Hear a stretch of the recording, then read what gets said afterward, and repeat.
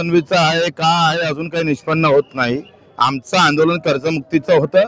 आमचं आंदोलन MSPच्या 20% बोनस देण्याच्या संदर्भात होतं, दिव्यांगाचं होतं, मेंढपाळांचं, मच्छीमारांचं. आज सोयाबीनला मार्केटमध्ये भाव 3000 रुपये आहे. कापूस 6000 कोणी घ्यायला तयार नाही. अजूनही खरेदी केंद्र सुरू केले नाही. मी कलेक्टरशी बोललो, ते म्हणे 15 तारखेला सुरू करतोय. पण 15 तारखेला सुरू करण्याची व्यवस्था आजही जिल्ह्यात दिसत नाहीये. प्रचंड कापूस येऊन पडला मार्केटमध्ये कमी भावानं, म्हणजे 11,000चा कापूस आम्ही 6,000ला विकावं लागतं. हे नुकसान भरपाई देणार कोण? तुमचं सोयाबीन 3,000ला विकावं लागतं, ते सुद्धा घेतलं जात नाही. मग खरेदी केंद्र कधी सुरू करणार आहे? पंजाबच्या शेतकऱ्याचे 90% आम्ही पाहतोय खरेदी केला जातो माल तिथला, आणि आमचा 20% नाही. याच्या सगळ्या निषेधार्थ 28चा मोर्चा आमचा ठाम आहे. आम्ही परत येणार नाही.